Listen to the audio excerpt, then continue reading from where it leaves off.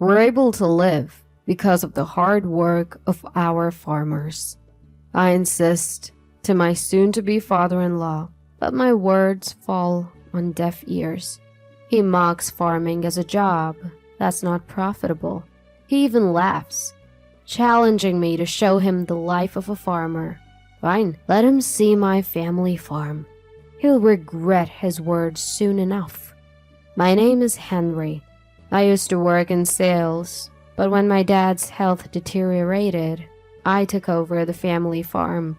I'm the second son, but my elder brother moved overseas for work. That left me as the only one to continue the family business. I have a sweet and strong-willed fiancé. I fell head over heels for Ellie the moment I saw her working at our regular cafe, and that's how our relationship started. 2 years into dating, she accepted my marriage proposal. So here I am, about to meet Ellie's parents. Gosh, I'm nervous, I mutter, looking up at the luxurious high-rise where Ellie's parents live. Don't worry, Henry. I've already talked to my mom about you. But my dad, well, that's another story. I've heard her father is a stern man who owns a few restaurants. As nervous as I was, I go in and greet them. To my relief, both warmly welcome me. Sorry that we haven't been able to sync our schedules because of my busy work, the father-in-law began, and started elaborating on how well his company was doing. Henry, I hear you're the top performer in sales. You must be making good money, right? Do you have plans on where you want to live in the future? How about moving into this high-rise condo? All I could do was force a smile at the rapid-fire questions.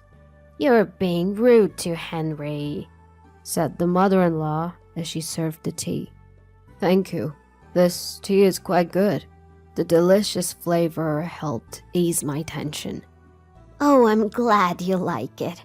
My brother grows the tea leaves. Our family home has a tea plantation, and they always send us the fresh tea. The conversation took a lively turn as my mother-in-law and I chatted about the tea. My father-in-law then huffed and said, "The tea plantation, how antiquated. Few households drink tea these days. I wonder when your family home will go out of business."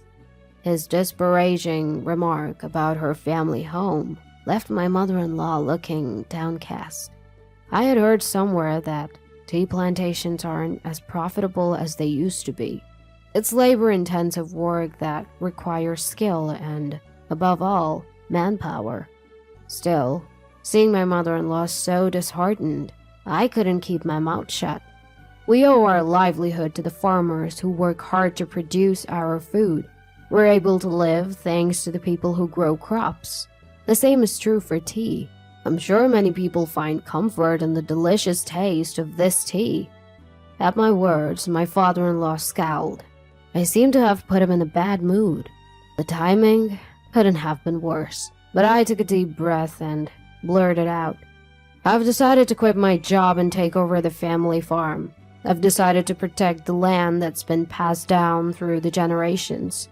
Ellie has accepted this, so please, support us in the future. The moment I announced that I had taken over the farm, my father-in-law's face turned red with anger. A farmer? I agreed to meet you because you were the top-performing sales guy. Ellie, did you lie to me? My father-in-law, his face filled with anger, turned to Ellie.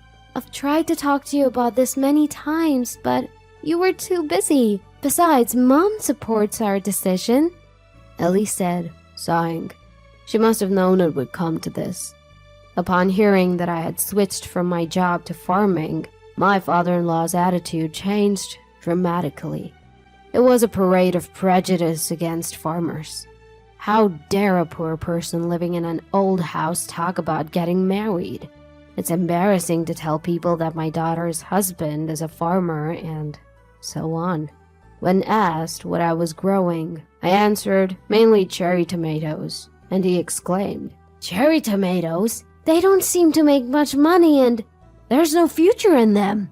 "Of course we're growing more than just tomatoes," I tried to explain, but my father-in-law cut me off and started laughing.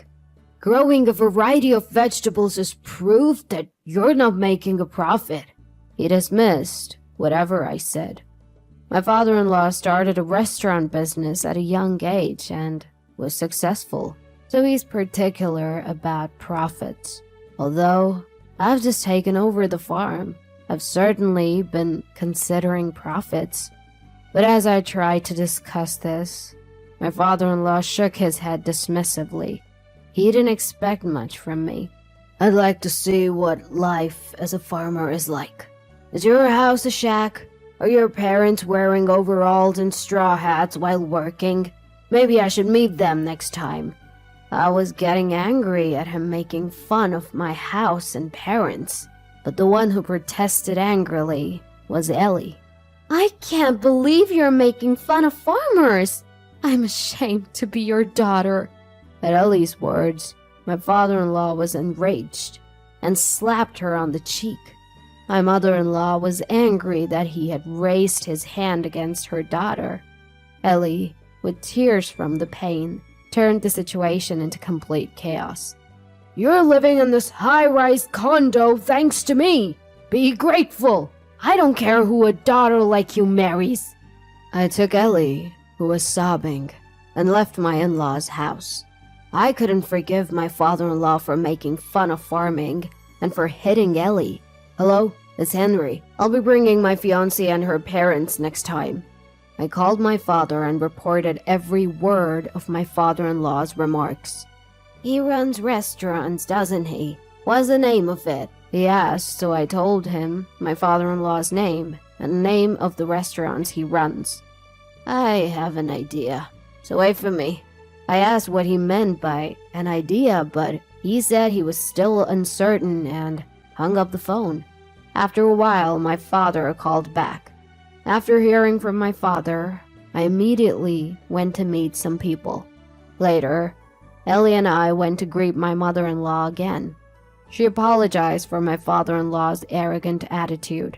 He had apparently become arrogant since his restaurant business took off. He moved into a high-rise condo to show off to people around him and began to look down on those who earned less than him. It was a daily occurrence for him to ridicule her family's tea farm. His affairs with women were not hidden, and he did as he pleased, according to my mother-in-law. She said she endured it all for her daughter. "I don't want to cause trouble for Ellie and Henry by getting a divorce." My mother-in-law is a kind person who thinks of Ellie and me. "Don't worry about us. Please think of your own happiness." When I said that, she thanked me and smiled.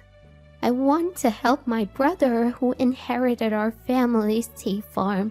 I don't want to see the farm that has been handed down for generations go out of business." "You reminded me of the importance of tea farm, Henry. So I'm going to divorce him and go back to my parents' home."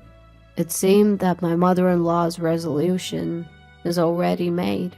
The day came when I took my in-laws to my parents' home. After getting off the airplane, we drove for another hour. There were vast fields and farms around us. "I can't believe there are houses where people live in such a rural area," my father-in-law spat out in the car. Ellie and my mother-in-law obviously looked uncomfortable, but patient, probably because he could say he wanted to go home if a quarrel started here. "I'm looking forward to see the life of a farmer. Is the toilet outside or something?" My father-in-law ridiculed my home, laughing uproariously. "You'll see when we get there." After driving a while, we saw a large gate and high walls. "I'm back. I brought everyone with me." When I spoke to the intercom, the gate opened automatically. "What a grand gate! Oh, and the garden is so beautiful!" Ellie followed me. cheerfully praising the scenery. We leave the garden to a gardener, but it's an English garden, so it's called. Because of my parents who love Europe, there were many of my mother's favorite roses planted. My mother-in-law entered the garden and happily sniffed the scent of the roses. My father-in-law grumbled that it was a bad taste garden. Please, this way. There's a large building beyond the large garden. That is my family home. The brick-built house has 12 rooms and living, dining, kitchen. It's quite spacious. In front of the entrance, there are 2 luxury cars and 3 off-road motorcycles parked. All the land around our house is our own farmland. My in-laws and Ellie were all agape. My parents greeted us at the entrance. Looking at my father-in-law, they showed a smile. Of course, they are not wearing overalls. When I entered the living room, there were relatives and some people gathered. Not only my parents, but everyone was dressed in suits. My father-in-law, insisting that formal attire is unnecessary when meeting farmers, had come in his usual attire of a t-shirt and jeans. Because my mother-in-law, Ellie, and I were dressed relatively formally, he stood out significantly. Hello. Perhaps feeling out of place? My father-in-law said in a small voice, looking down in embarrassment. My father introduced them to the relatives. This is Ellie, Henry's fiancée, and these are Ellie's parents. It seems like Ellie's father has quite a prejudice against farmers. Were you surprised to see that our home was not a shabby hut? The gaze the relatives cast upon my father-in-law was cold. It seemed that my father-in-law had told everyone the story I had told him. No, I mean, that's not... As my father-in-law stammered, several men stepped forward. Why are you guys here? My father-in-law looked surprised with widened eyes. We are disappointed in you, one of the men said, looking at my father-in-law. These men were organic farmers who were actually supplying vegetables to the restaurants my father-in-law runs. Hearing the name of the store, my father made connections and contacted these farmers. My father, who has been a farmer for many years, has many acquaintances. I had directly met them and conveyed my father-in-law's remarks. Apparently, my father-in-law had always been arrogant, and there were many complaints. Those who were outraged that he looked down on farmers so much had come today to directly voice their complaints. We would like to terminate our business relationship at the end of the next contract. Everyone nodded when one of the farmers said this. Wait a minute. Our specialty is organic vegetables. My father-in-law runs several Italian restaurants featuring vegetables popular among the women. Despite this, I thought it was unbelievable to make fun of the farmers who produce the vegetables. I guess for him, anything is fine as long as it makes a profit. He had set his sights on organic vegetables because he thought dumb women should bite if he touted them as healthy food. While my father-in-law was flustered at being told they wanted to stop trading, he is a businessman. He seemed to think that the farmers would also be in trouble if the contract ends. Are you sure about this? You're gonna lose your income, you know. Perhaps he regained his composure and began to threaten, acting high and mighty. Don't worry about that, I interjected, anticipating that my father-in-law would say something like this. The farmers had said they wanted to quit dealing with my father-in-law's company, but they would be in trouble if their source of income decreased. Through my sales job, I had made connections with so many people in various industries. Among them were many restaurant owners and food manufacturers. Even if they extended the deal with my father-in-law, I had introduced them to the next place they could do business, so they wouldn't be in trouble. When I told this fact, My father-in-law visibly started trembling. What am I supposed to do if I can't get vegetables? To my father-in-law, who held his head in his hands, my father said this: "Why not ask Henry? We also grow organic vegetables." Despite the ridicule from my father-in-law, we had started focusing on organic farming in our fields, including cherry tomatoes. As a result of repeated improvement in the variety, we were able to harvest quite sweet vegetables. We even had several invitations from companies wanting to contract with us. My father-in-law quickly turned to me, but I just smiled and said, "Of course, we refuse to do business." He slumped his shoulders and fell silent. Next to the quietened father-in-law, my mother-in-law and our parents were having a lively conversation. "When I bring the fresh tea from my hometown next time," my mother-in-law declared, as my parents were thrilled. In the car on the way back, my father-in-law exploded in anger. "How dare you cancel the deal? Do you want my business to go bankrupt?" He was shouting from the back seat. Frankly, I couldn't care less about what happens to his restaurants. "And you, as my wife, not even defending me. This is why I hate country women." Perhaps because I was completely ignoring him, his anger turned towards my mother-in-law. "Sure, you prefer city women, right? Your current favorite is Mary, isn't it?" When my mother-in-law calmly started talking, the car fell silent. "Henry paid to hire a detective.